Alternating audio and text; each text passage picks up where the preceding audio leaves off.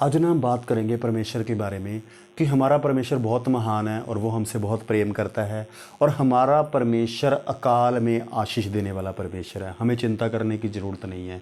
जिस परमेश्वर को हम जानते हैं ना, वो अकाल में आशीष देने वाला परमेश्वर है। आज हम वचन से देखेंगे कि परमेश्वर कैसे अकाल में आशीष देता है। तो हम पढ़ेंगे उत्पत्ति 26 अध्याय। यहाँ पर लिखा है, उस देश में अकाल पड़ा। ये उस पहले अकाल से अलग था जो अब्राहम के दिनों में पड़ा था। यानी पहले अब्राहम के दिनों में भी अकाल पड़ा था, लेकिन अब इसहाक के टाइम पे अकाल पड़ रहा है। इसलिए इसहाक गरार को फिलिस्तियों के राजा अबीमेलेक के पास गया। वहां यहोवा ने उसको दर्शन देकर कहा, मिस्र में मत जा, जो देश मैं तुझे बताऊं उसी में रह। देखो, परमेश्वर उसे बोल रहा है कि तू मिस्र में मत जा। परमेश्वर ने दर्शन देके उनसे बातचीत कर रहा है कि तू मिस्र में मत जा, जिस देश में मैं तुझे बोल रहा हूँ रहने को, तो उस देश में रह। अब अकाल पड़ा हुआ है और वो परमेश्वर कहने के ऊपर उस देश में रह रहा है। प्रभु क्या कह रहे हैं? तू इसी देश में रह। परमेश्वर को भी पता है इस देश में अकाल है, लेकिन परमेश्वर कह रहा है कि तू इसी देश में रह, और मैं तेरे संग रहूंगा और तुझे आशीष दूंगा, और ये सब देश मैं तुझको और तेरे वंश को दूंगा, और जो शपथ मैंने तेरे पिता अब्राहम से खाई है उसे मैं पूरी करूंगा। यहाँ प्रभु कह रहे हैं अकाल पड़ा है, प्रभु कह रहे हैं नहीं, तू इसी देश में रह, मैं तुझे आशीष दूंगा, तेरे वंश को बढ़ाऊंगा। मैंने अब्राहम से कमिटमेंट करी है, तो मैं तुझे क्या करूंगा कि मैं उसे उस कमिटमेंट को, वादे को मैं पूरा करूंगा।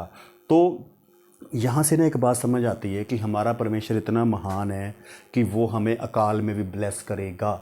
हमें विश्वास करना पड़ेगा, इसलिए हमें चिंता नहीं करनी, टेंशन नहीं लेनी।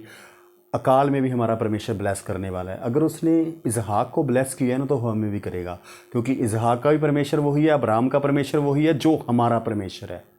तो इसलिए हमें किसी भी बात की टेंशन नहीं लेनी, किसी भी बात की चिंता नहीं करनी, क्योंकि हमारा परमेश्वर अकाल में भी आशीष देने वाला परमेश्वर है। आगे मैं वचन से क्लियर करता हूँ, देखते हैं कैसे परमेश्वर ने उसको, इसहाक को आशीष दी। आगे ना 26 का 12 पढ़ेंगे। यहाँ पे लिखा है, फिर इसहाक ने उस देश में जोता बोया और उसी वर्ष में 100 गुना फल पाया, और यहोवा ने उसको आशीष दी। परमेश्वर ने उसको ब्लेस किया। यहाँ पे ना इसहाक ने काम किया। उसने क्या किया? मेहनत करनी स्टार्ट करी। जोता बोया, मेहनत करी उसने। जब उसने मेहनत करी तो आशीष किसने दी? परमेश्वर ने दी। वहाँ पे लिखा है 100 गुना आशीष पाई। उसी वर्ष उसने 100 गुना फल पाया। तो इसी तरह से हमें मेहनत करनी पड़ेगी।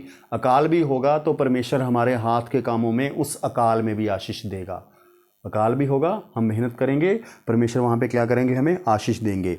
और वह बढ़ा और उसकी उन्नति होती चली गई, यहाँ तक कि वह अति महान पुरुष हो गया। देखो, एक तरफ अकाल है, परमेश्वर उसे अकाल में ब्लेस्ड कर रहे हैं, और वो अति महान पुरुष हो गया। हमारा परमेश्वर बहुत महान है, इसलिए हमें सदा उसका धन्यवाद करना चाहिए। जब उसके भेड़ बकरी, गायें बैल और बहुत से दास दासियाँ हुई, तब फिलिस्ती उसे डा करने लगे।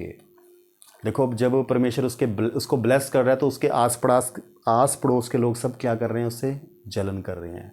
तो हमें हमारे परमेश्वर को धन्यवाद करना चाहिए कि वो अकाल में भी हमें आशीष दे सकता है। वचन में लिखा है, जो बातें मनुष्यों के लिए कठिन है, परमेश्वर के लिए कठिन नहीं है। उसके लिए कुछ भी असंभव नहीं है। वो संभव को असंभव करने वाला परमेश्वर है। तो सदा परमेश्वर के साथ बने रहिए। बाइबल जरूर पढ़नी है आपने, बाइबल जरूर पढ़िए। परमेश्वर के साथ समय व्यतीत कीजिए, वचन पढ़िए और वचनों के मुताबिक जीवन जीना शुरू कीजिए। प्रभु आपको बहुत आशीष दे। Thank you very much.